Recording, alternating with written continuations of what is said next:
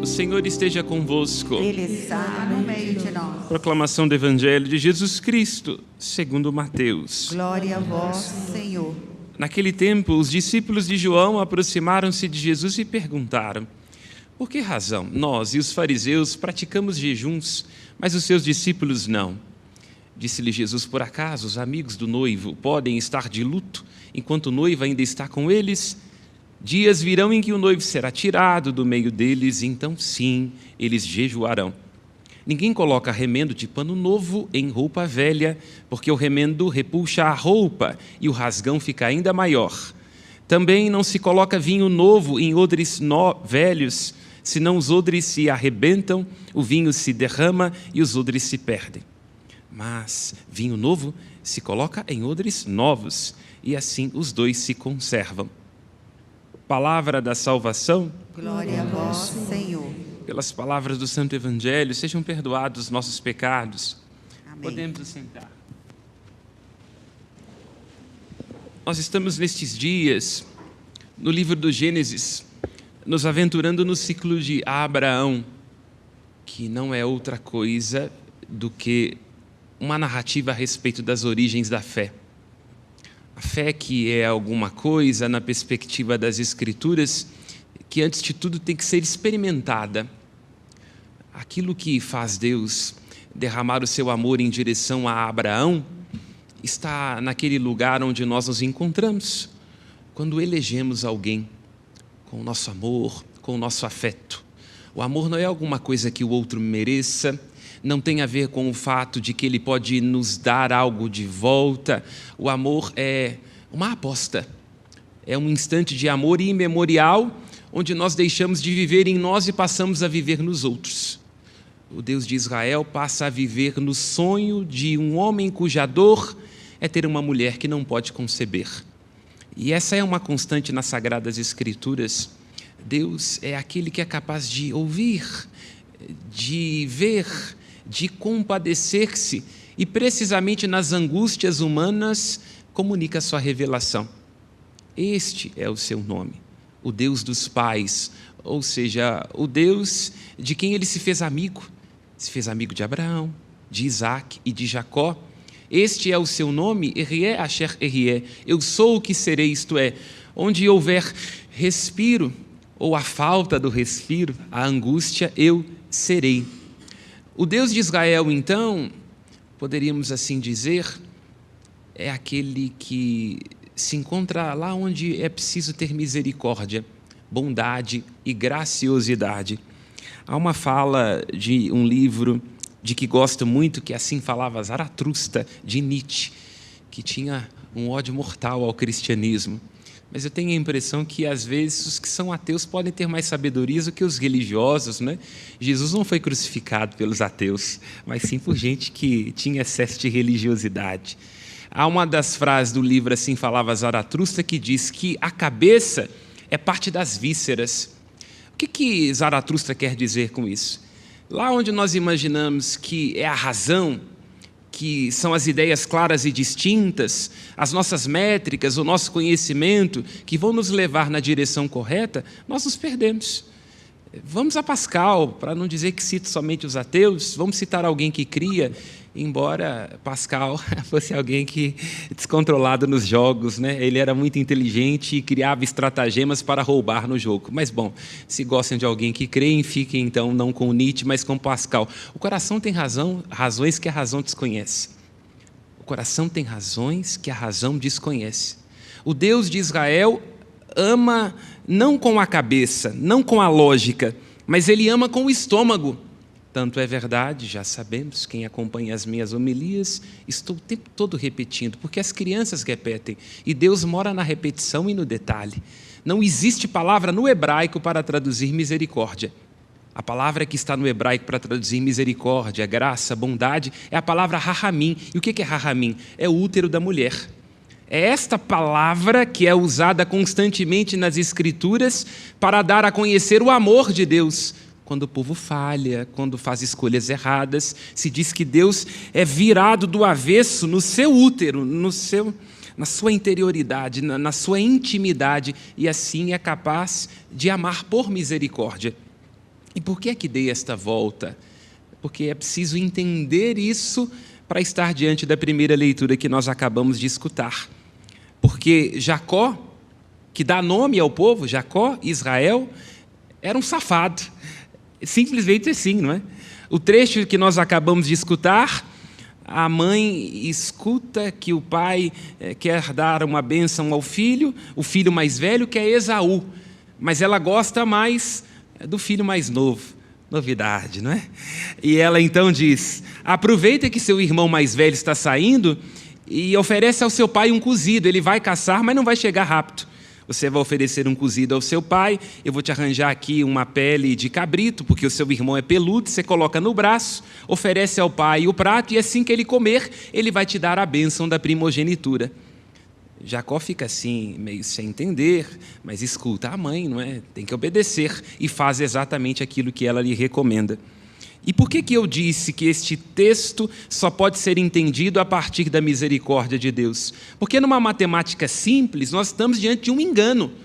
O que é que Jacó está fazendo? Ele está enganando o seu irmão e enganando o seu pai. No entanto, é preciso ir a alguns versículos mais atrás para entender ainda de um modo mais profundo a lógica. Rebeca fica grávida. E quando ela fica grávida, ela começa a sentir algumas coisas desconfortáveis no útero, e então ela reza a Deus. Ela diz: o que é isso aqui que eu estou sentindo? E ele diz: é porque você carrega no seu útero duas nações, que eram Esaú e Jacó.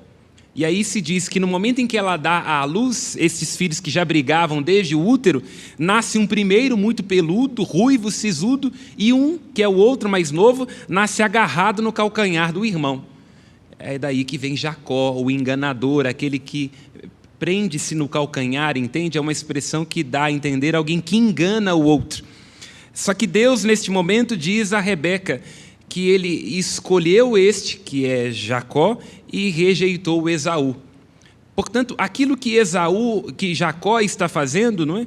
Num primeiro momento um estratagema, enganando seu pai e seu irmão, na verdade é a confirmação daquilo que por direito já é dele. Por quê? Por um instante imemorial, por sua pura misericórdia, porque o coração tem razões que a razão desconhece, porque o amor não é alguma coisa que o outro mereça, mas é um dom. Ele preferiu desde o útero da mãe Jacó a Esaú. Não é possível a nós precisar por que isso acontece. E a Bíblia está cheia de histórias onde uns irmãos são preferidos aos outros e onde Deus escolhe, porque apetece a Ele escolher, e assim entrega o seu amor, que é desde sempre para sempre e vem de graça. E em alguns momentos isso gera conflito entre os irmãos. A Bíblia, assim como a história da vida de cada um de nós, não as famílias de vocês, porque isso não acontece nas famílias de vocês. Os irmãos nas famílias de vocês não brigam.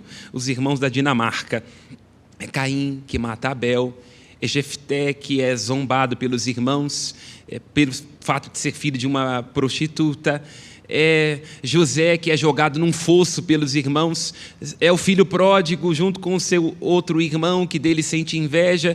Percebam, a Bíblia, diferentemente, lógico, da família de cada um de nós, está cheia de conflitos familiares, e nesses conflitos familiares nós encontramos a misericórdia de Deus, aqui concretizada de um modo especial nesta primeira leitura, através das peripécias de Jacó. E quero frisar este ponto. Jacó está materializando algo que é uma realidade para além dos limites de compreensão daquele tempo. O limite de compreensão daquele tempo permitia o engano, o erro, o equívoco. Hoje nós tomamos consciência de que nascemos para a verdade, e é bom que nós sejamos verdadeiros. Mas para além das nossas verdades, ou das nossas falsas verdades, ou das nossas meias verdades, existe o amor de Deus. E aqui nós nos lançamos no Evangelho, que vai ajudar a ter ainda mais clareza sobre esta realidade que nós estamos celebrando. Os discípulos de João Batista e dos fariseus vão até Jesus perguntando: por que é que os seus discípulos não jejuam? Porque na cabeça dos fariseus, amor de Deus é coisa que a gente merece na medida em que faz tudo certinho. A cabeça dos fariseus era essa: se eu guardar o sábado, se eu der todas as ofertas, se eu cumprir todos os 613 mandamentos da lei farisaica, eu vou merecer o amor de Deus. E Jesus está mostrando por que os discípulos dele não jejuam. Porque mais importante do que cumprir preceitos e exterioridades, é preciso ter a consciência do amor do noivo. Entende como uma coisa se liga? Jesus está ajudando os fariseus a entender que amor não é uma coisa que a gente merece. O amor é uma dádiva imemorial. E que, inclusive, se nós imaginamos que Deus nos ama porque a gente merece, a gente está profundamente enganado.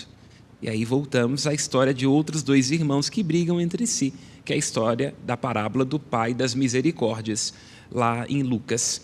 O filho mais velho está cheio de si. Ele se vê como um cumpridor da lei, portanto, que tem direito sobre o pai. Ele diz, eu fiquei aqui a vida inteira, eu sempre fiz tudo que você me pediu. Aí quando volta esse irmão que gastou dinheiro com prostitutas, se ele serva um carneiro, ele diz, meu filho, tudo que é meu é teu, é preciso se alegrar, esse seu irmão estava perdido e foi encontrado, estava morto e voltou a viver. É o que Cristo está ajudando os fariseus a perceberem e o que está ajudando a cada um de nós, porque este é um risco na nossa relação com Deus. Imaginarmos que Deus nos ama na medida daquilo que a gente merece. Se eu fizer penitências, se eu tiver o catecismo todo decorado, se eu for a melhor pessoa, mais santo do que a vizinha, Deus vai me amar. Não, Deus não nos ama porque nós merecemos, Ele nos ama porque Ele é graça, Ele nos ama apesar de nós.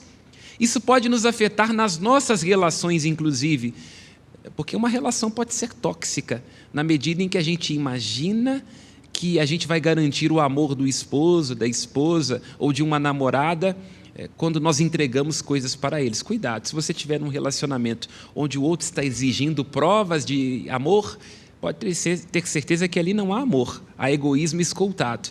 Quando a gente ama de verdade, não tem que exigir prova de amor. Amor é uma coisa que vem de graça, com naturalidade, como o nascer do sol. Que exigência o sol faz a nós em cada amanhecer? É dádiva, é graça, aquece o nosso rosto, é assim.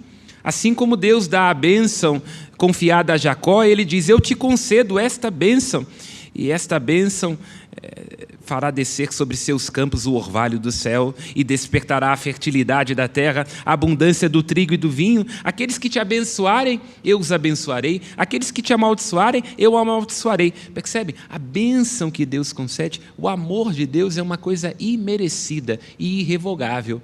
Tanto que Esaú não vai poder exigir, ainda que no sentido jurídico ele seja o irmão mais velho. Mas o amor transgride as jurisdições, transgride o tempo. O amor não tem a ver com provas, não tem a ver com métricas. O amor transborda a medida e nos alcança, inclusive, nos nossos avessos. Jacó, mentiroso, pai do povo. Mas ele tinha uma coisa que era muito importante para nós, e é aquilo que Jesus o tempo todo vai pedindo que os seus discípulos sejam. Ele era sincero. Esaú, vítima de si, devorado pelas próprias fomes, troca a primogenitura por um prato de lentilhas. Mas Jacó não sempre foi sincero, e Deus ama os corações que são sinceros. E aqui nós nos lembramos, neste momento, de uma das frases de Kafka, onde ele diz assim, a verdade é tudo aquilo que um homem precisa para viver, e não pode ganhar, nem comprar dos outros.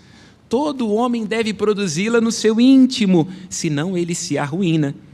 Viver sem a verdade é impossível, mas não exagere no culto da verdade. Não há nenhum homem neste mundo que não tenha mentido muitas vezes e com razão. É isso, né? Nós imaginamos que a verdade significa, vou fazer tudo certinho. Vou todas as novenas, pagar todas as promessas, assim serei merecedor do amor de Deus. Não, o amor de Deus é graça. Não, meu casamento está em crise. Quem sabe se eu me desfizer para o meu esposo, ele vai me amar? Não, se você está precisando o tempo todo dar provas e ter que fazer isso, ter que se virar do avesso num relacionamento, corre. Isso não é amor, é egoísmo escoltado. Vai se desfazer em nome de uma coisa sem sentido. Assim também tomemos cuidado, porque uma das grandes concretizações desta mentira a qual nós nos contamos hoje em dia é imaginar que quando nós tivermos sucesso e conquistarmos todas as coisas e formos os melhores, é que nós iremos nos realizar como indivíduos. Tomemos cuidado com isso. O sucesso não é um direito. O sucesso tem um quê de esforço, mas também tem um quê de acaso. Então tome cuidado para não ser devorado por crise de ansiedade sem sentido e em nome da busca de um sucesso que vai te desfazer. Muito mais importante do que aquilo que fazemos, as loucuras atrás das quais corremos, está o amor, a graça. O dinheiro é uma bênção, mas tem que ser usado para nos aproximar daquilo que vem de graça. Mais importante do que o dinheiro e do que as nossas conquistas pessoais é a casa, o lar que nós construímos no amor, no afeto e na reciprocidade. Uma coisa que vem de graça e que não pode ser mensurada, entende? Que não cabe numa conta bancária e, no entanto, vale mais do que qualquer outra coisa. Peçamos, minhas irmãs e meus irmãos, nesta Eucaristia, a graça de nos convencermos de que o amor é um dom, de que Deus nos ama apesar de nós. E assim também em nossas relações, tomemos cuidado com o excesso de razão, com o excesso de cálculo. Tomemos cuidado para não ter uns sobre os outros medidas que são desmedidas. Não queiramos o tempo todo em nossas relações termos razões, porque quem quer ter razões o tempo inteiro termina perdendo a razão. É preciso que num relacionamento tenha um pouco de encontro. É preciso que para ser um bom pai a gente veja, ou uma boa mãe, que o filho está para além das nossas projeções, das nossas identificações e das nossas ilusões. Um filho, um casamento, alguém que trabalha conosco, é uma verdade, para além das nossas expectativas e dos nossos caprichos. Louvado seja nosso Senhor Jesus Cristo. Para sempre seja louvado. Aos céus, as